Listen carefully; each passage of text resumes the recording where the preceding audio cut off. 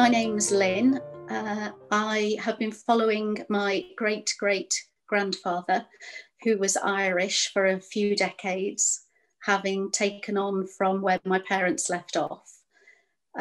He first appears in Liverpool for us in the 1841 census, where he's living with his wife and two children, one of which is my great-grandfather. And he's always been a puzzle. He's been really elusive. In the last 20 so years with the use of the internet, I've managed to get a timeline of him. Using the 1841 census as the starting point, I managed to track him back to Manchester, where his possibly second son, Charles, was born, who is my great-grandfather.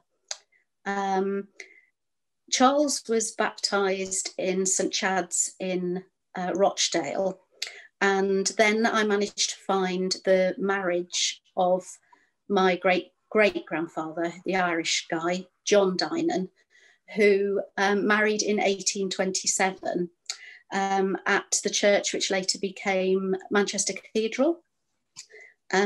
He married a lady from Wales. This seems to jump about a bit. He married a lady from Wales. Sorry, I'm just looking at the details here.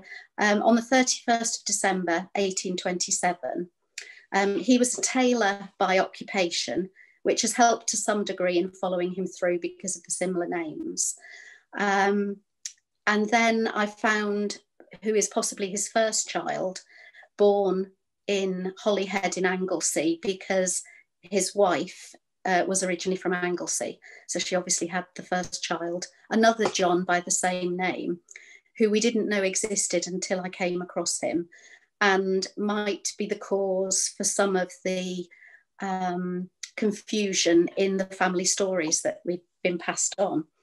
So, sorry, I'm going to look at notes because otherwise I'll just go waffling. So the facts we've got are that in 1827, John Dynan married his Welsh wife in Manchester. Possibly their first son is born in Holyhead, where the wife is from, but the family are still living in Manchester because that's written in the Holyhead records. In 1836, my great-grandfather is born, and he's baptised in St Chad's in Rochdale, so the sort of Manchester suburbs. And then in 1838, the family is actually moved to Liverpool, where another son is born. And in 1841, the family are together at Hadwin Court in Fontenoy Street in Liverpool, where John Dynan, the father from Ireland, is a tailor. And it says Tailor J, so I'm presuming he's a journeyman tailor. The two children that are with him at the moment are Charles and Griffith, who are 6 and 3. But the person who we think is the first son, with the same name as his father, so he's John, he is not with them. He is actually with the mother's father's family in Holyhead. So we didn't know he existed at first until we found the Holyhead connection. In 1842, John and his wife have another child, a daughter this time. And then in 1850, we find that John has got on a ship, the Lady Franklin, and he arrives in New York on the 31st of October, 1850. He's listed as a tailor, but here he actually says, I think he's 38. So we have a discrepancy between his date of birth with his family on the previous census, when he said he was 35, and 10 years later, or 9 years later, he's 38. So I've always wondered why he changed his date of birth, because I'm sure it's him. He is a tailor. The family don't have the John with them. The story fits. And then after that, we can't find anything about John Dynan being in New York other than one entry for his Emigrant savings account in New York. But within the year for the 1851 census, his wife Anne says she's a widow and she has the children with her, but not the eldest son. And they're the facts that we've had to go on. And then along with the facts, we've had various snippets of family story passed down through the family. The biggest one is that John actually died at the Battle of Bull Run, otherwise known as Manassas, in America. That meant nothing to me when I first heard it, but I've since done some research. And there were two battles of Bull Run, 1861 and 1862, which then makes me think that the John Dynan that we were told it relates to, the father, is possibly too old. And then we've got this discrepancy with the wife in 1851 saying she's a widow, which at first we discounted, thinking that rather than saying she'd been deserted, that she'd just decided it was more pleasant to put that, well, pleasant's probably the wrong word, but more understandable to put widow. Because at that point in time, we didn't know that the eldest son, John, actually existed. But now we know that their first child was called John. The Battle of Bull Run could actually connect to the first son rather than the father.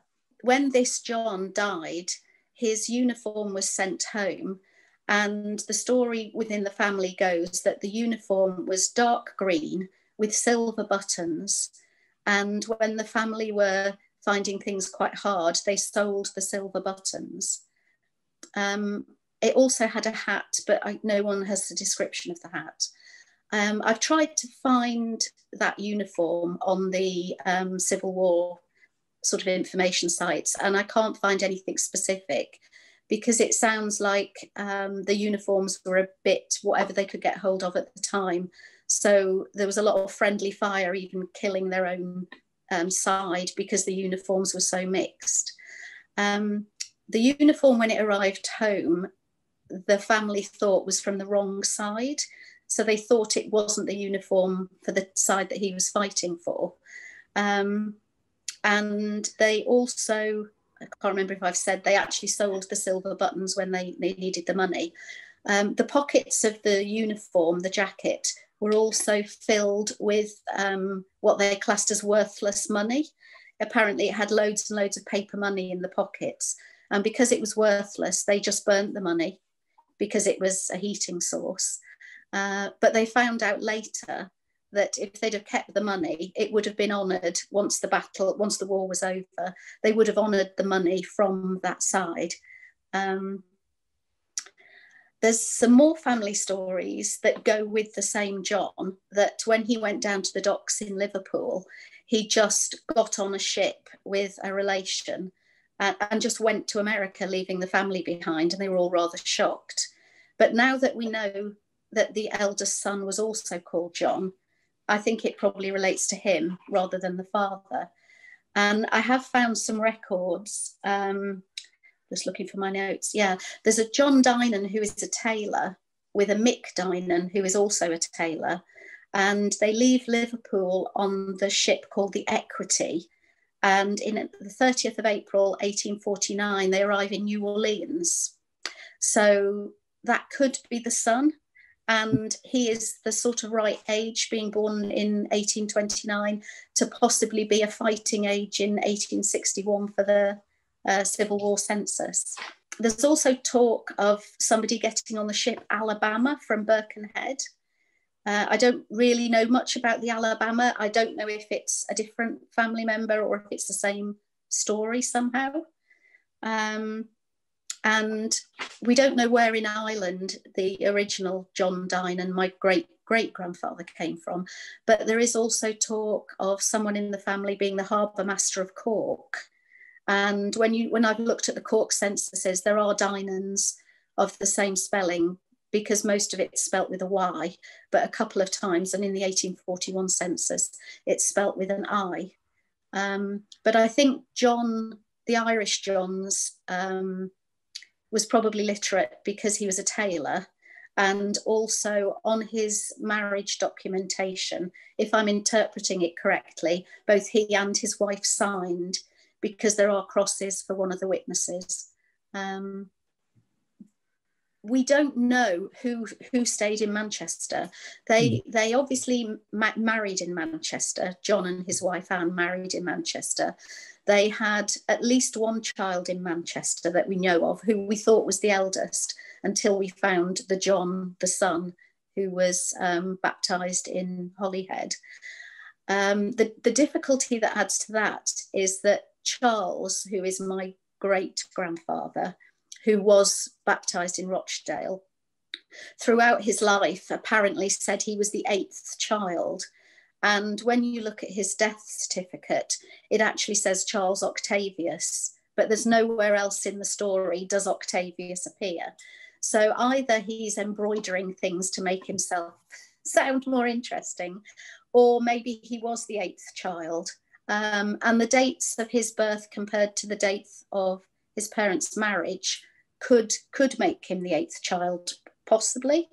But because one of the children was born and baptised in Holyhead and then stayed there at least until he was 10, I wonder if some of the other children were in Manchester or maybe went to Ireland and stayed with John's family. The difficulty is I don't know anything much about John other than an approximate age from 1803 to 1812, most likely 1803 to 1806. The fact he's a tailor, the fact he comes from Ireland, and that there's talk of Cork. But from the Manchester angle, they obviously lived there for at least 10 years and then moved to Liverpool. But I don't know how many children as sort of younger adults they might have left behind in Manchester.